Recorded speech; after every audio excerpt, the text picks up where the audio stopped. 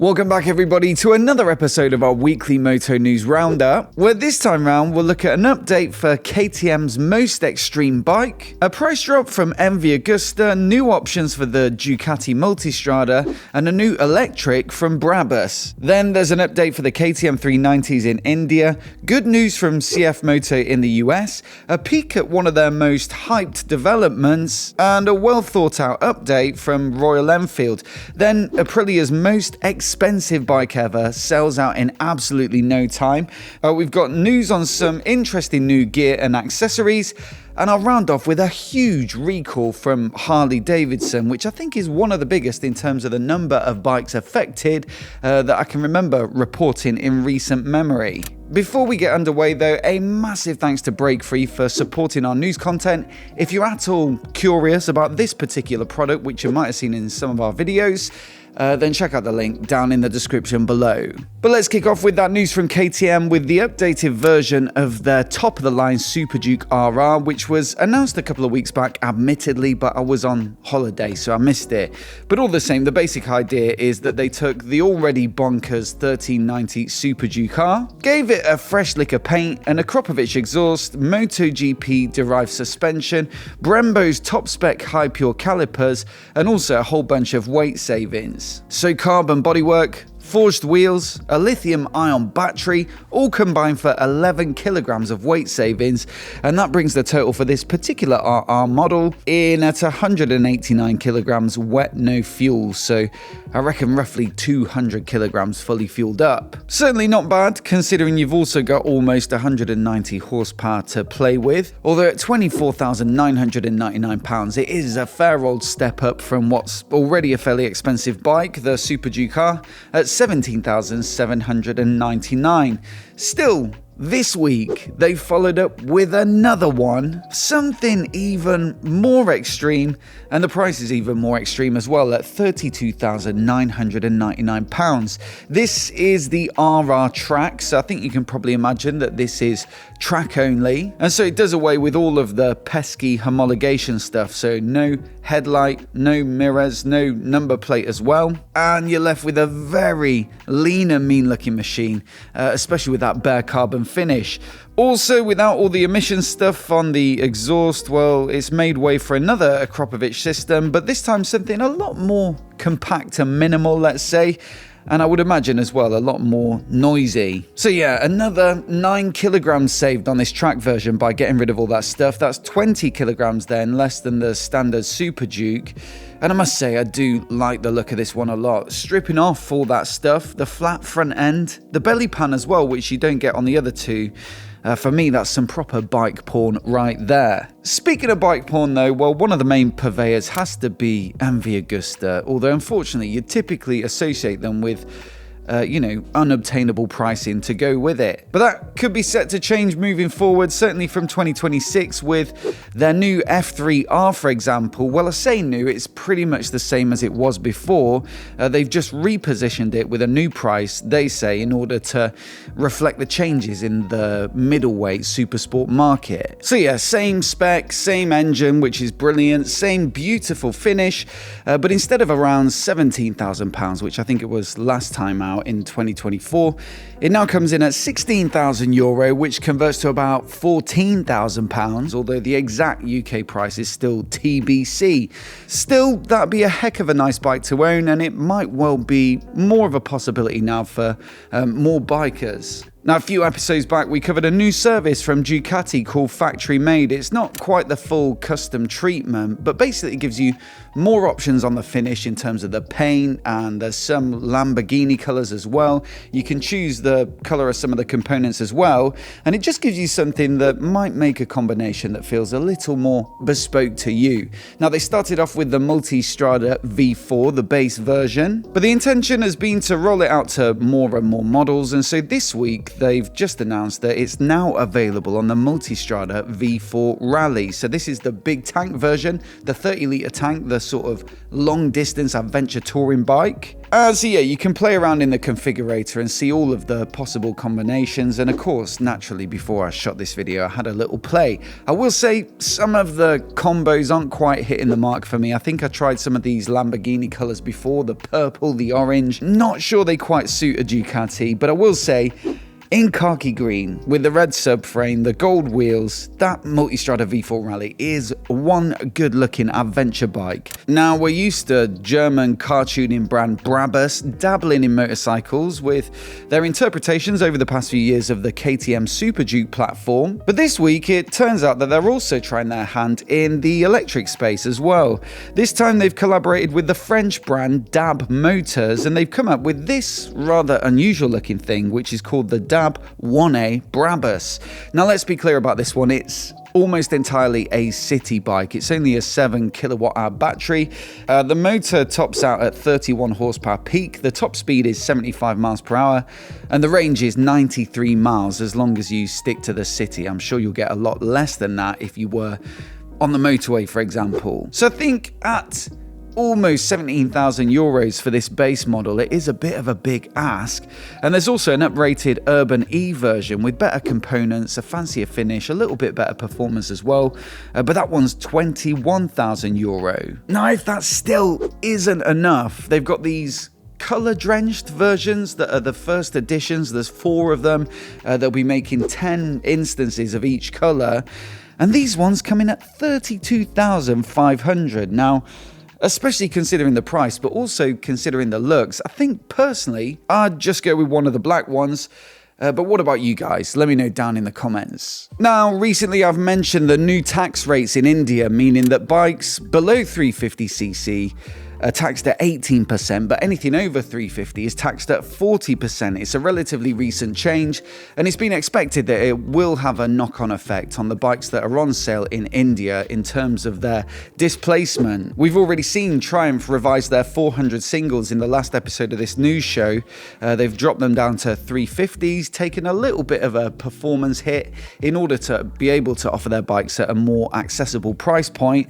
And it turns out KTM are next with a new 350 version of their 390 Adventure and 390 Duke. Now, to be clear, Indian manufacturer Bajaj makes both the Triumph 400s and the KTM 390, so they're probably getting fairly experienced now at making these bikes a little bit smaller. But yeah, you've got a similar pattern to the Triumph, so instead of the 40 odd horsepower and 39 newton meters of peak torque on the 390s, they're down to 41 horsepower, so a couple of horsepower drop, I think, but it's the torque where it takes a hit. These are now down to 33.5 newton meters. Still, probably a trade-off some Indian motorcycle consumers are willing to make to save, 22% there on tax. Now, one of the bikes I'm most looking forward to riding this year, one that we saw at EICMA in November, is the new CFMOTO 1000 MTX adventure bike, which promises to be an absolute blast with a big parallel twin that's derived from KTM's brilliant 990,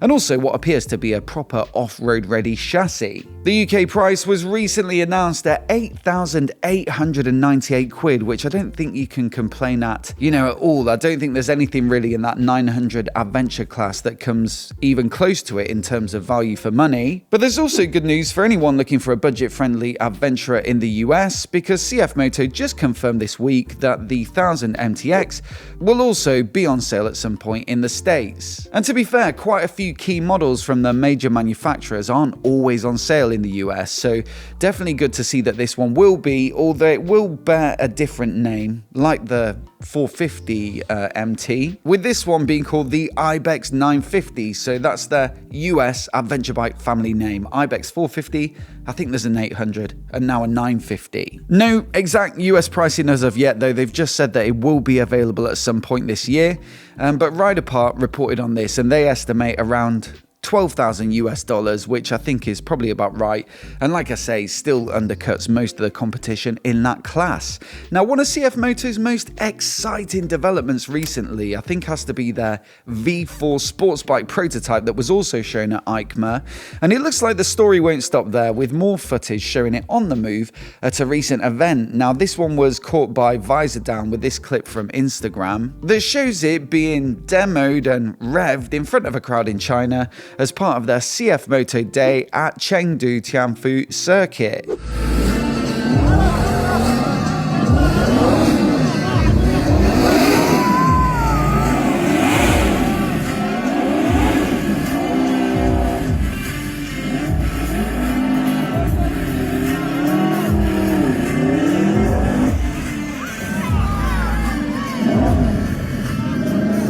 To me, it sounds pretty phenomenal, as V4s tend to, but also it should go well, with CFMOTO claiming it will make well over 200 horsepower. That's led a lot of people to speculate that this could signal their intent to get involved pretty seriously in some racing, such as World Superbike, where this bike would be presumably permitted, and also possibly the Isle of Man TT, so I guess potentially watch this space. Now, when I reviewed the Royal Enfield Guerrilla 450 a year or two back, I've got to say I really enjoyed it. I think it's a very good bike, but it's one of those motorcycles that's fallen foul a little bit of like a fashion for knobbly tyres. Same with the Husqvarna Svartpilen 801. Great bikes, predominantly road focused, but just fitted with some flat tracker inspired tyres to give them a bit more of a rugged look. It does look cool, but I think in reality on the road, a proper road tyre would give you a better ride. And so I think this week's announcement from Royal Enfield is a great move with this new Guerrilla 450 Apex. Now, with this edition, you do get some new sportier looking paint jobs. There's a seat cowl as well, but I think it's those road tyres which will have a seriously positive impact on the way this bike rides, and also it should go nicely with the new handlebar position. The standard bike, they're fairly upright and, you know, have you sat up in that flat track or scramblery style, but these new ones sit a little lower, I think, and further forward to get you more over the front. And so yeah, it should be a really good fun bike to ride this. On top of that, they've tweaked the riding modes, they say. They've refined them a little bit. It's got 2 modes, and also enabled the bike to retain which mode you were in when you power off, which is a bit of a nuisance when the bike forgets and then you have to switch mode again every time you switch it on. So yeah, a nice little fix there. Pricing on this one, £5,050, with it coming in 2 different colour options, and you pay the same amount of money for each. Now, I'm sure you'll remember recently, if you watch regularly, this stars and stripes finish on the Aprilia X250th, this special edition bike, built to celebrate 250 years since the signing of the US Declaration of Independence, and costing a not insignificant $150,000. I think, if my research is correct, the most expensive bike that they've ever made that's been publicly available. And it had me wondering at the time, like, who would pay that sort of money for an Italian bike with a very unashamedly American paint job? But it turns out plenty of people, apparently, with all 30 bikes sold out in, according to Aprilia, just 14 days. Now, 30 bikes at $150,000 each is a cool $4.5 million in revenue generated in just a couple of weeks, which is not bad work from Aprilia. Time now, though, for comment of the week, and if you're not familiar, I'll choose a comment each week, and then at the end of the month, we'll choose my pick of the month and send out to the winner a break-free unit of their choice. And last week it was actually the revised, updated version of the BMW C1, the scooter with a roof. They've done the prototype. They've also filed this patent for some wheels that fold down in order to balance it at a standstill. And yeah, it definitely stirred up a few comments, with Wayne Foster saying it reminded him of the Flintstones, which I can see that. But this week, I'll give the comment of the week to Crave Stephen McDonald, who said, an 8-wheel bike, the perfect bike for riding home from the pub. Now, of course, we don't condone drinking and riding, but I'm sure Craig's kidding, so thank you very much for that one. On to some gear and accessory news now, though, and we've got some good stuff here. KTM, our navigation partners, whose app has its own motorcycle-specific algorithm to find the best twisty routes, they've just launched support for Android Auto. So either if you use an Android Auto-enabled screen like a CHIGEE or something like that, or if your bike's got it built in, like some of the Hondas, Harleys and Indians, well, you can now get KTM navigation nice and big on your screen without having to mount your phone on the bars. So definitely check that out if you're a KTM user and you've got an Android Auto device. Or if your car's got it, I guess, and you want to carve up some twisty roads in your car, you could also do that as well. Speaking of CHIGEE though, they've also just announced a new rear-facing radar system which can be fitted, I presume, to any bike. But also it's got a really important feature which I'm really looking forward to testing out, or kind of. You see, the rear-facing radar, as with other systems, is for blind spot warnings. So it'll give you blind spot warnings with some lights in the cockpit. It can also give you active overtake warnings, so if someone's coming past, it's also going to give you a flash. But it's the way that they do rear collision warnings, which I really think is well, on paper anyway, the best thing about it. You see, if you get that on a bike that has it built in, some of the other systems as well that do this sort of thing, it will sometimes flash at you if it detects someone approaching quickly from behind. And I always think that puts the onus on the rider, which feels a little bit counterintuitive. If someone's about to, run into the back of you, there's very little you can do about that as the rider. So what I like about this is there's a little LED on the radar housing that flashes to warn the driver, who hopefully can see it and brake in time in order to not run into you. We're expecting one of these for review soon, so do keep your eyes peeled for a full video about that. But in the meantime, you can check out their website where they've got all the info. And moving on, this week Metzeler also announced 2 new sets of tyres with the Sportec 01 and the Sportec 01 RS. Now both get some interesting features, a unified tread pattern for both front and rear, so you get consistent behaviour under braking and acceleration. It's got that adaptive tread as well, which kind of morphs under force, so it helps to increase the tyre's footprint under braking by closing up the treads. And in my experience, Metzler's are generally really quite decent tyres, so definitely these should be ones to consider if you're looking for a quick road tyre. The Sportec 01 is more road focused and a little bit of wet weather. The RS, a little more track focused, a little more biased towards dry riding as well. And also it gets a little bit of racing insight integrated into it with, for example, the compound on the shoulders. They say developed with their learnings from road racing, specifically calling out their close association with the Isle of Man TT.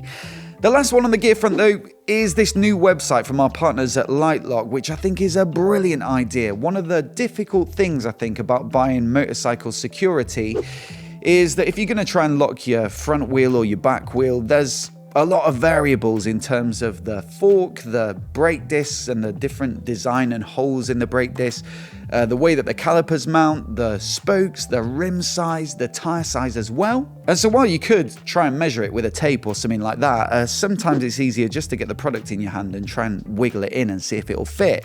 That's the thinking behind this new fitment gallery, a website they've created in order for customers to be able to upload their own pictures of their Lightlock products fitted to their specific bike. Now you can filter it as well by make and model, and so I see a few use cases here. Obviously the first one is if you were thinking about buying a Lightlock, you can go on there, filter by your particular bike and see which of the Lightlock products will fit the best. The other is if you've already got a Lightlock and you want to see the most secure way to use it. If you filter on your bike, you might see someone who's managed to squeeze it through a certain gap, which makes it more secure, and so I'd definitely check it out for that. But number 3, I'd just encourage anybody who's got time to head over there and upload a snap of their own bike. The more people using good, proper locks like the Lightlocks, and using them properly as well, the better. I had to wrap up with this one today though, the news that Harley have had to issue a recall, and it's for a massive number of bikes. Apparently roughly 17,000 bikes from 2025 and 2026 are potentially affected, with a recall issued in the US that states that the rear brake hose can potentially rub on the body control module, and that can result in a break in the brake hose. Of course, that might result in a loss of brake fluid, and that might result in a loss of brakes. That is a heck of a lot of bikes to fix though, and also with Harley being a well-known brand name and also with that many bikes affected, well, it's been enough for this story, to break into the mainstream press outside of the motorcycle press, which I think is fair to say is pretty rare for a technical motorcycle recall. Anyway, as always, I'd love to know what you think of this week's story, so do let me know down in the comments below, and I'll stick a playlist on the screen here of our videos from last week in case you missed any, which includes our full guide to CarPlay for motorcycles, a little bit of our Tiger build. It's the first episode, so if you like your mods, do have a look at that. And also a couple of lists where we look at some of the best scramblers and also middleweight nakeds for 2026. Do hit subscribe for more of the latest motorcycle news and reviews right here on MOTOBOB. A massive thanks for watching today, and we'll see you in the next video.